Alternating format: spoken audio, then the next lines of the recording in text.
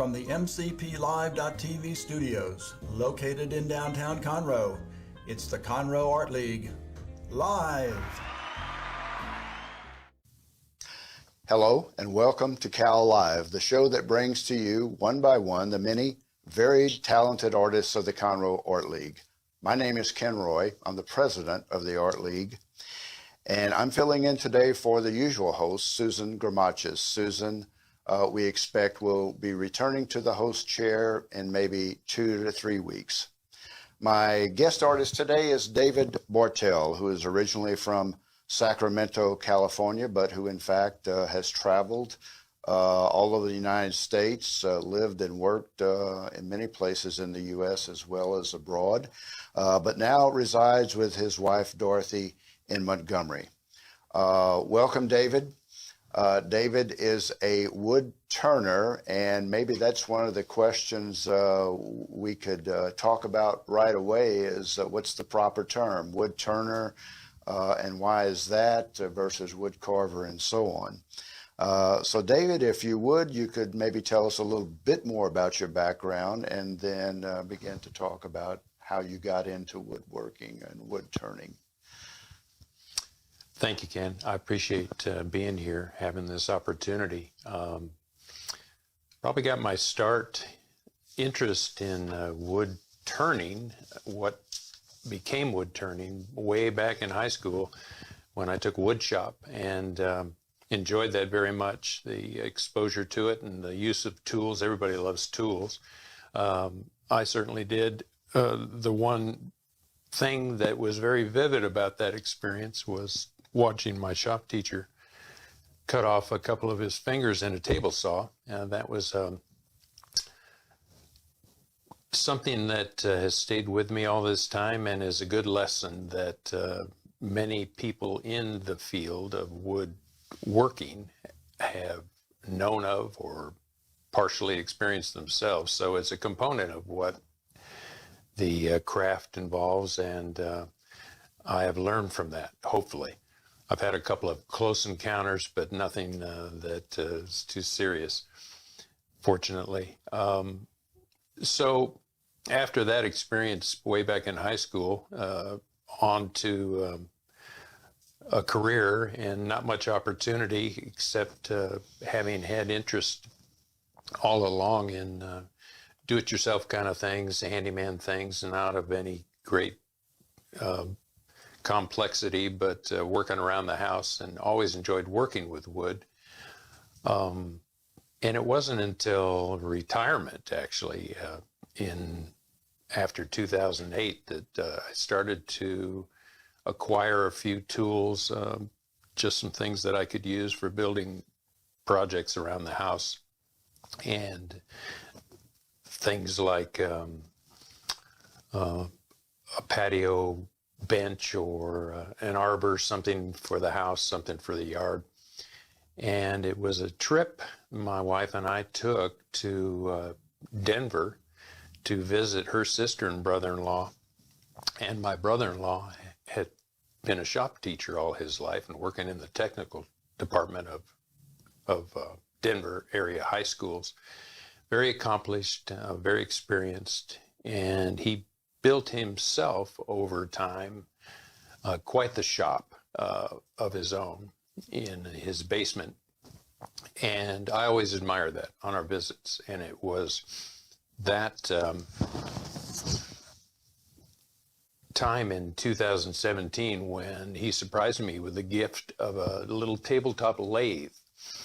And we still had a couple of days time for him to kind of introduce me to it and give me a little hands-on with his own lathe. And I took that back home and set it on a tabletop and did a little Google research in how things might be done beyond what he had shown me, and started dabbling at it and realized that there was a lot to it, that component of woodworking called wood turning involved a lot of elements, and most of them required experience. And so it was obvious that I had my hands full. And I was thrilled when I finally managed a project, and that project flew off the lathe a few times and hit the floor, and the tool kind of surprised me, gouging into the wood, and it started out of decent size and ended up pretty tiny. But when I finally completed it and walked into the house to show my wife, I was thrilled with the result. And I still hang on to that as a reminder of what I considered quite the accomplishment, this clunky little yes. bowl that kind of serves as my introduction to wood turning. And I bet that was quite a shock. If the first time it flew off the lathe, I'm thinking. It was a shock. Fortunately, it was small, and fortunately, it hit the floor. Sometimes they do otherwise and go up rather than down. Yeah. But I haven't had much of that since then, and that's kind of the learning process to realize how you clamp things on and how you use the tools and what tools you use, and you do things appropriate for the project that you have in mind, and that's just all part of the experience. You know, a common question with 2D artists is, did you go to art school, or are you self-taught? But I'm hearing you say basically your brother-in-law, Ray, got you started, and Yes. he gave you a table lathe, and then you took off on your own to try to find places, references, teaching tools. And this was probably before YouTube, I'm thinking, or was it? Well, no, it was well into YouTube, actually, at the beginning stages, and that's the beauty of being able to do research nowadays, is you've got the internet, and people love to share, and that's their form of mentoring and teaching is YouTube and online. And Yes.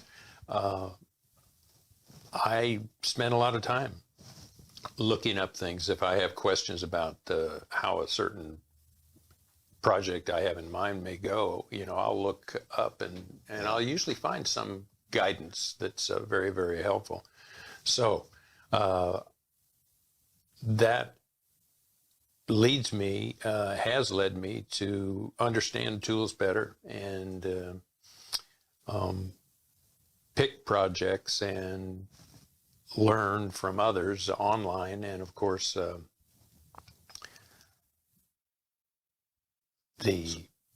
So what the table lathe was one thing, but now you get into it, you begin to learn more. You mentioned tools. What is a basic, if there's such a thing as a basic setup for a wood turner to have? Because maybe you're doing some carving into that, or if you're putting the chisel to the turning wood, is that considered carving, or is that part of just turning? That is the turning. Well, that is a good question. No, if you're using a chisel to turn, if the piece is turning on the lathe, then that's wood turning. Mm-hmm. If you're doing something beyond what the lathe is capable of doing, which is basically turning something round, changing the shape, but basically it's round, then it's potentially grinding and carving. And I do like projects. Much of what I've done and much of what I enjoy is kind of a blend, where you use the lathe to turn the piece round where you intend to, and then you carve or grind to preserve some features in the wood or add some features that go beyond what the lathe is capable of doing. Is it as simple as a 1, 2, 3 process, or can you kind of walk us through the steps? You've got a block of wood, a piece of wood, and now you've had some thought about what you're going to do with it. I'm thinking you're not figuring out as you go along, or are you? Does the wood speak to you to say, this is the way I want to go, or I have to think about where I'm going and then find the piece of wood to match that? And once done, where do you go from there to complete a piece? It's interesting, I think some woodworkers would say, or wood turners would say, when someone says the wood speaks to them and leads them on the project, that's kind of a cop-out, that you didn't have in mind what you started out to do. But truth, there is truth to it. I think that a lot of times you find features in the wood especially when you're using heavily featured wood, that surprises you. There's a void, there's some kind of an inclusion, there's wormholes, there's features in the grain, there's cracks, there's things that kind of stop you along the way, and you might have to change direction. So the wood often does speak to you about where you're going to go. Now, I love to use mesquite, and if you don't mind, just a couple of comments about good old Texas mesquite. Oh, please. There are 165 million acres in Texas or thereabouts, and they say that mesquite resides on over 50 million of Texas's acres. So it's a prevalent wood in Texas, not held in high regard by ranchers because of many of its features. Yeah. Big thorns, and really pulls whatever water may be around out of the ground. They say that the roots go down as deep as 200 feet in some cases, but it's really not. It's called a legume. It's a bean producing tree that has sustained settlers during droughts and indigenous cultures over time, and it's a very interesting wood. It lives a hard life, and it looks like it does. That's a good way to put it. And but it's full featured, has beautiful grain, beautiful color. It's a wonderful turning wood. It doesn't change shape when it dries. It doesn't crack so much. It's easy to turn when it's called green, which when it has some moisture in it. So it's a great turning wood, and of course it's a great wood for barbecuing. Texans love it in that regard. But mesquite just has so much to offer, and often has features about it that you don't discover till you get into it. So when you start a project, I gather mesquite from some friends that live in the Victoria vicinity, north of Corpus Christi, and a rancher friend in Nordheim, Texas. And you get the old chainsaw out and you cut off pieces of fallen limbs and trees that have been taken down for whatever reason. And that's the way that you start. You start with a piece of trunk or branch, and you mount that up, cut it to suit the project you have in mind, put it on the lathe, and it's pretty crude. So in many cases, you're going out into to someone's land and a ranch and finding the piece of wood. There's no one supplying, No. like an art store. You go in and get what you need, but you have to find your pieces of wood. I enjoy that, and that's really kind of a goal of mine, is to not have to rely on somebody preparing a piece of wood and offering it for sale, in a store. I love going down, and there's a foreman at one of these ranches that leads me around, and we go out to the pile, and he has his tractor, and we pick pieces, and get the chainsaw out and cut them up and load them up on a trailer and haul them home. That is interesting. And a big chunk of mesquite, out of a trunk that long may weigh 70, 80 pounds. And that's what you're putting on the lathe? Quite often. Yeah, quite often. If you can end up with a piece of 9-10 inches in diameter as the final piece, it's going to start much bigger than that, and it's going to weigh about that much to begin with. So sometimes you hoist it up and into position, and then you start turning very slowly and start working it down and getting past all the outer layers, the bark, and get past the wormholes and see what you're working with. Are you constantly measuring at that point with, I don't know, maybe calipers, or is it mostly by eye that you're? It's mostly by eye initially, and then you start working with calipers and measuring devices dependent upon what the final result you want it to be. There are projects that include segmenting, which is taking pieces and preparing them on the table saw with various figure and and features that you want to use to enhance a piece. So you're adding them to them. And that's where the measurement and the precision comes in, which is a part of the whole process that I really do enjoy. And I think that comes from my technical background, is enjoying the math and enjoying the measuring. And it needs to be precise, and that's a learning process, as all of it is. Is trying to, you make some mistakes, and along the way, and you learn the precision required, that it has to be done precisely, or the end result will show the error. And you say your tech background, because I know that you are a graduate of the Air Force Academy, and that would have been a heavily math, engineering type curriculum. It was. No matter what your degree is in, you get a Bachelor of Science. Yeah. Okay. Yeah. So Yeah. So mesquite is your favorite wood.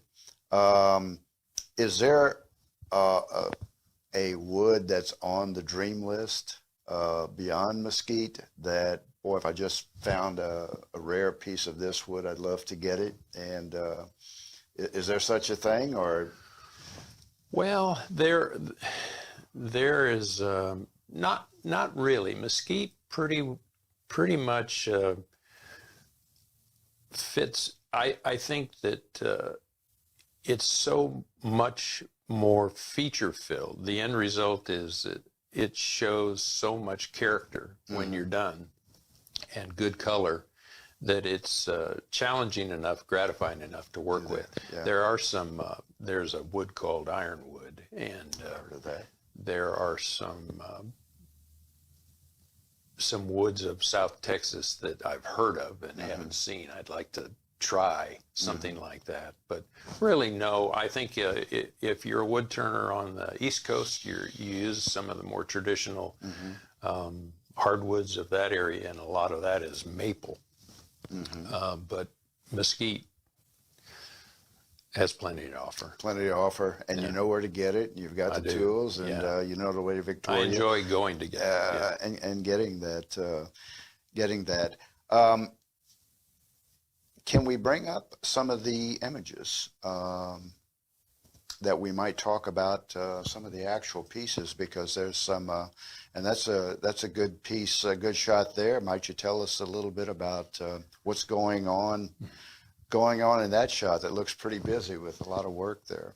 Well, that pretty much represents kind of the spectrum of potential projects, and I like trying my hand at quite a bit of it.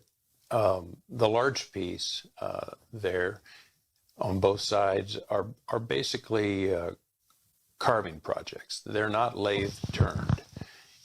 They couldn't be, really, because they had too many features in the wood that would have been turned away, turned and lost if I'd have put them on the lathe. So they were basically, I used grinding, power grinding and power carving to preserve the shape and to bring it to the shape that I wanted. So I like those kinds of projects. And you're speaking of the pieces to your right, David, with the geometric design, or the two larger pieces off my shoulders there that are taller, that are carving pieces, and they're mesquite, and they were very gnarly pieces of mesquite, and were not turned on the lathe at all. Okay. Now the pieces in front of me, the two that have what I call feature rings that you see, the vases, that's an example of working with other tools to prepare a multi-wood feature ring that is integrated into the vase, and just kind of accents it. The piece immediately in front of me is actually a cremation urn, and it has a brass threaded top, and it's out of Texas pecan, and has some inlay in it. That a lot of these woods have voids that where you can add some inlay that actually kind of shows that feature nicely. And I think you have some pieces that may have some of that. If we could go on to another piece, because I've seen them in the gallery and I've seen the color. This may not be one, but you may talk about this one. That looks exotic there. This is an example of when the wood speaks to you. You look at a piece of wood, and I'd gotten this from one of the ranches, and I really didn't know what to do with it because I knew that there wasn't much I could do with it on the lathe. Those features that you see were part of that log, and after looking at it for months, just kind of sitting on the floor, my imagination took over, and I kind of saw a friendly alien face. Is what I saw. Good way to describe it. Yes. And so that's where the piece led me, and I called that "I Come in Peace." Is that right? Yeah, that's the name of the piece. So added a few eyes and kind of ground and carved some small legs and feet, and gave it kind of an E.T. look that was a fun project. And it is mesquite as well. Now this is an example of segmenting, where it's a combination of rings of wood that you prepare on a table saw, and the Thunderbird feature, that's what it's called, as a feature ring. It's just multi pieces of wood cut into small blocks and then cut on angle and joined together to fit the diameter where you want, and that's called a segmented piece. And there's is inlaying the proper word, or setting in some of those pieces? Well, not that, because that's solid all the way through. It's not an inlay so much, but some of the color inlay, where you have voids and wormholes and various other things in the wood, I do use a mineral colored inlay that is placed in with adhesive and then kind of ground smooth with the piece, and do that quite a lot. And mesquite offers that opportunity quite a lot. And I'm wondering if we had one more photo of another piece, or those all the pieces that we have, because I particularly wanted to see that, because I think that's you're talking about that, like maybe green or bluish color. Right, exactly. Turquoise-like. Turquoise, is that in fact turquoise? Yes, quite often. I always include turquoise in the turquoise-colored inlays. It's not totally. There's some synthetic in as well. And I've seen that in your pieces in the gallery. And like you said, it's following. It's following whatever feature. I don't create the feature so much as it's there, and then you either leave it as a void or you add something to it. And so add a lot of inlay quite often. With 2D artists, you paint, you draw, and then it's a problem where you put it. And some people are storing under their beds and in the closets. I would think I have that same problem. I think you got a bigger problem. I think you need where do you put You need to ask my wife about that problem. And my wife has the creative answers for it. Which closet, which bed goes under. But that kind of leads into the issue of, why are you doing this and what do you do with it?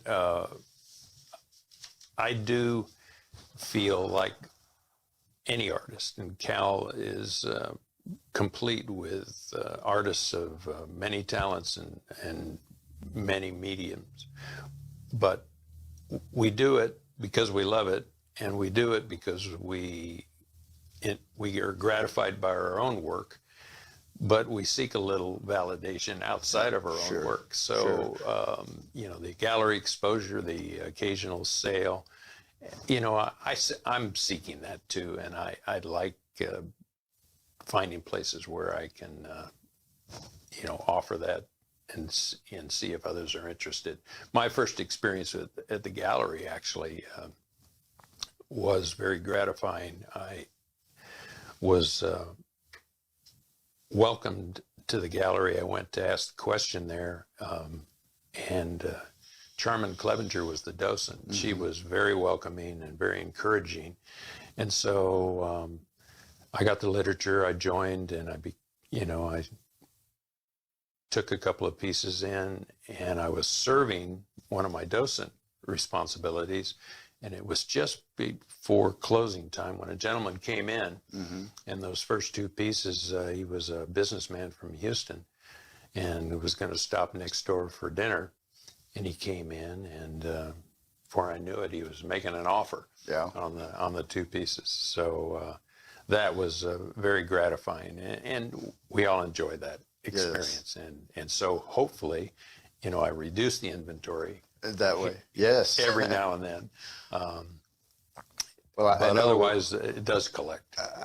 I know at one of our Christmas is for Giving shows where artists offer some pieces and we have a cap on the price, and you had some pieces in there at a very nice price. And I know one artist member, she got to the gallery, saw that you had one there. Boom, first purchase. Yeah. There's a David Bartell piece, and she got it.